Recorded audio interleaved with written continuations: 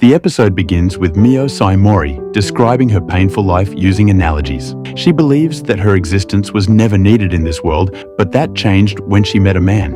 A flashback reveals the depth of Mio's domestic misery. Despite her stepsister Kaya's abrasive and demanding tone, Mio submissively obliges a harsh order to brew better green tea. Once Mio leaves the room, Kaya tells her mother, Kanoko, that she can't believe Mio cannot even make good tea. Kanoko blames her mother for Mio's clumsy nature. Mio's father, Shinichi, asks Kanoko if she is accusing him, and she says that Mio is his daughter. Shinichi asks to be spared from the discussion, while Mio listens from the shadows outside. Mr. Tatsuishi arrives and brings food for the servants. His presence sparks intense gossip among the servants, who whisper about a potential marriage proposal for one of the Saimori daughters. Overhearing this, Mio's quiet routine is interrupted by Koji, Mr. Tatsuishi's son. Finding her sweeping the courtyard, Koji praises her diligence and admits he simply sought an excuse to speak with her. He offers her a piece of candy, and her rare smile prompts him to flirt gently, wishing aloud that they could share such peaceful moments forever. Deep down,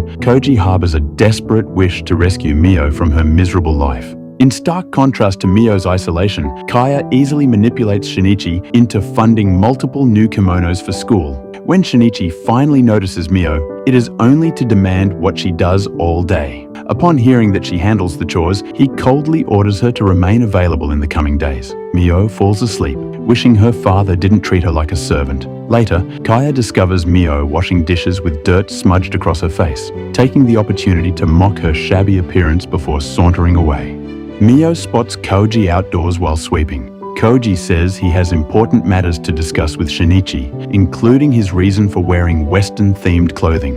Koji doesn't explain his somber attitude, but hands Mio more candies to eat and share with the other workers. Soon after, Mio is summoned by Shinichi. Pausing to present herself, she sternly reminds herself not to harbor foolish hopes of a proposal from Koji. Taking a deep breath, she enters the room, only to have her worst fears realized. Shinichi announces that for the sake of the family's future prosperity, Kaya will marry Koji. Mio forces herself into a state of numb resignation. Treated as a servant for years, she believed she was never destined for a happy life with someone she loved. However, Shinichi's next decree is even harsher. Mio is to be cast out immediately through an arranged marriage to Kyoka Kudo, a man notorious for his cold and ruthless nature. Kaya takes immense pleasure in Mio's misfortune, cruelly mocking her and wondering how long she will survive as Kudo's wife. Ordered to pack and leave by the following day, Mio excuses herself, only to overhear her father and Koji discussing the upcoming engagement ceremony.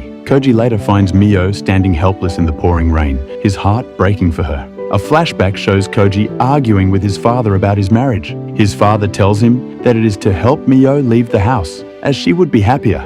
He argues about his getting married to Kaya, and his father tells him he must marry her for the family's prosperity. Mio visits her mother's cherry tree to calm her thoughts and share her goodbyes. Koji confronts Mio about the situation, but Mio tells him it's all bad luck and doesn't resent him for anything. Kaya interrupts their discussion. Mio thanks Koji for his support over the years and leaves to pack her things. On the morning of her departure, a sympathetic servant delivers a kimono sent by Shinichi. The servant darkly warns Mio to be cautious, noting that all of Kyoka Kudo's previous fiancés fled within days due to his merciless reputation. Mio puts on her kimono. A brief childhood flashback underscores Mio's tragic descent. Following her mother's death and her father's remarriage, her life crumbled, reducing her to a status lower than that of the household staff. With a heavy heart, Mio arrives at the secluded Kudo estate in the countryside. She is greeted by a polite servant and ushered in to meet her prospective husband.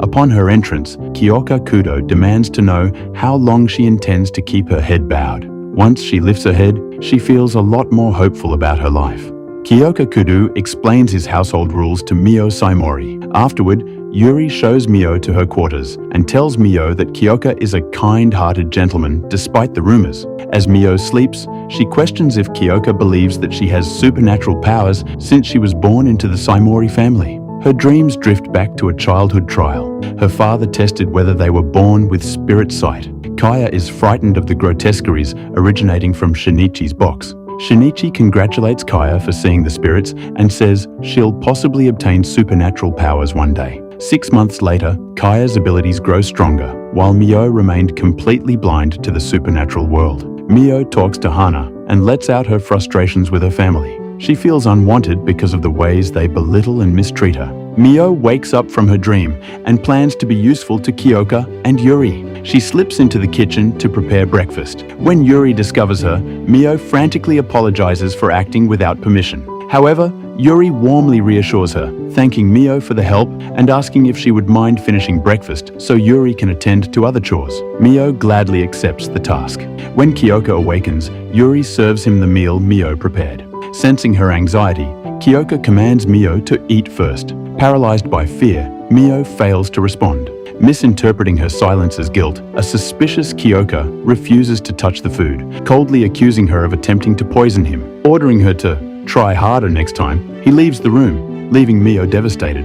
At the Special Anti-Grotesquerie Unit headquarters, Commander Kyoka and his top aide welcome a new batch of recruits. Kyoka strictly informs them that through rigorous discipline, they will learn to hone supernatural abilities like telekinesis, pyrokinesis, and clairvoyance. His comrade reminds the recruits of their grim reality. Grotesqueries have plagued humanity for centuries, and it is their duty to eliminate them. Overhearing some recruits grumbling, Kyoka displays a sudden, terrifying demonstration of his own power. He warns them that though the grotesqueries have dwindled over the years, they remain a lethal threat that can strike at any moment. Later, in his office, Kyoka's aide delivers a fresh stack of paperwork and some unwanted teasing about Kyoka's new fiancée. Kyoka sharply dismisses him, but the comments linger. He recalls a conversation from earlier that morning where Yuri staunchly defended Mio, begging him not to judge the girl harshly. Though Kyoka questions Yuri's soft-hearted judgment, he tries to brush the thoughts aside. Meanwhile, back at the estate, a despondent Mio contemplates her future,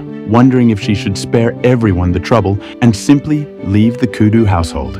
At the Saimori estate, Shinichi informs Koji that his room is ready, marking the beginning of Koji's integration into the family as Kaya's future husband. While moving into the main house, Koji encounters Kaya and her female servants and offers to help carry her belongings into Mio's old room. Standing in the modest space Mio once occupied, Koji is overwhelmed by grief.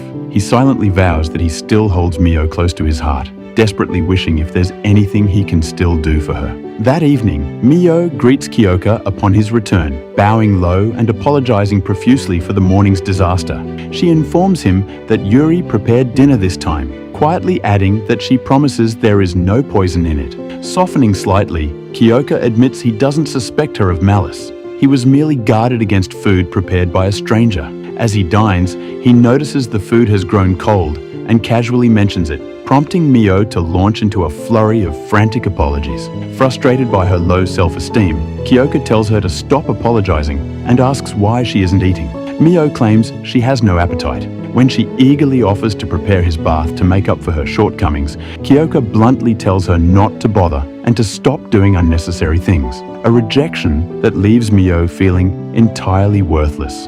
After his bath, Kyoka approaches Mio with a softer demeanor. He apologizes for his harsh behavior at breakfast and informs her that since Yuri will be away tomorrow morning, Mio will be solely in charge of breakfast. He then gently urges her to take a bath while the water is still hot. Reinvigorated by this unexpected second chance, Mio vows not to fail him. Her sleep, however, brings another vivid nightmare of her past. She relives the day she discovered her late mother's kimonos and precious heirlooms had vanished. When a young Mio confronted her stepmother, Kanoko, she was met with violent rage. Kanoko brutally struck Mio for the accusation, deliberately stepped on her mother's cherished comb, and locked her away in a dark storeroom. Mio wakes with a start, deeply shaken. She gently uses that very same salvaged comb to brush her hair, wondering what happened to Hana, who was fired immediately after that incident. Her thoughts are interrupted by Yuri, who arrives early out of sheer concern for how the previous day ended. Relief washes over Yuri when Mio explains Kyoka's change of heart. Together, they prepare the morning meal, though Mio secretly frets that someone as flawed as her could never please the commander. To her absolute shock, Kyoka tastes the food and genuinely compliments her cooking. Overwhelmed by a lifetime of denied validation, Mio bursts into tears, sobbing another apology through her happiness. Kyoka ponders Mio's circumstances alone and wonders why she wears rugged clothing and acts the way she does, despite coming from a prominent family. He asks Yuri if he should confront Mio directly about her past. Sensing his growing investment, Yuri subtly teases him, warning that Mio will never love him if he remains so emotionally detached. Kyoka dismisses the notion, coldly stating that his previous suitors were only after his wealth and status, so Mio's personal feelings toward him are irrelevant. Nevertheless, he resolves to launch a private investigation into the Saimori family. Meanwhile, Koji's father yells at Shinichi for not fulfilling his deal regarding Mio. The dark truth is finally unveiled. Mio was never meant to be sent to the Kudo clan. She was supposed to be surrendered to the Tatsuishi family all along. For the next episode, check the link in the description. Thanks for watching my video. Don't forget to like, share, and subscribe to my channel.